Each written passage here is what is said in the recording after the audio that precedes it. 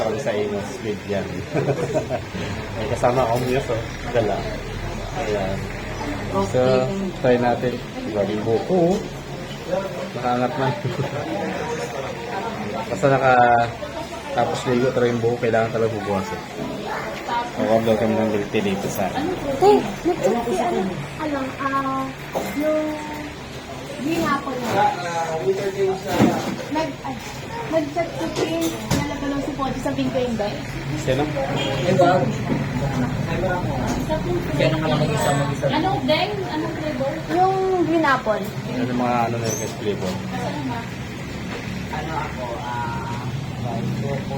Ano ka pala? Pumili kami ng iyaw-iyaw doon sa dinaanan natin.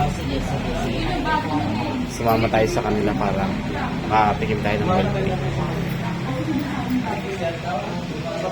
Ayun. Ating siya. Naantay na lang natin yung order natin. Sarap naman kasi talaga yung pila ng pag ganito kainit. Tapos medyo yun, tambay-tambay ko. Nadaanan lang namin yung aming ihaw doon sa may tabi Taksaan.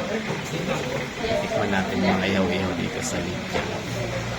Pero si Mother yung bunker ngayon. Si Mother. Kakaiba pa ni Mother. Ayan. Ayan. So yung anak ko kasi mahilig talaga sa mga ganyan milk tea. Kaya siya nasusuot-suot yung mga katulad nito. Lahat na mga milk tea at tinitikman nito. Titikman ko kung anong isang yung masarap.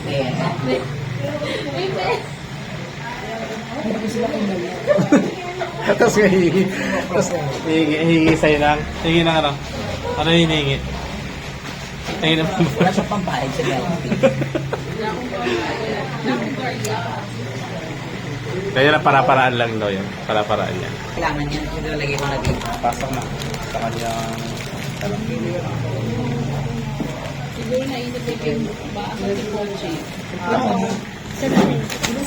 Ay, hindi ako magdala ng lipstick para kami imaw.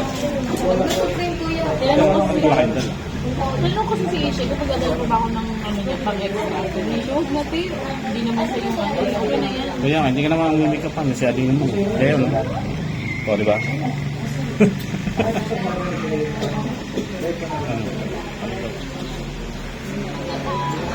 So yung guys, nilalayo talaga itong T-Bounce dito sa Lidyan.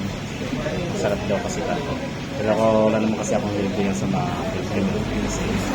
ano ko sa tamis na ano ko sa tamis parang ayaw ko ng tamis kasi baka takot ako magka-diabetes. Sila lang yung mahilig na sa mga ano. Pero mamaya titikman talaga natin kung talagang totoo yung sinasabi masarap daw. Malapit yung lasa.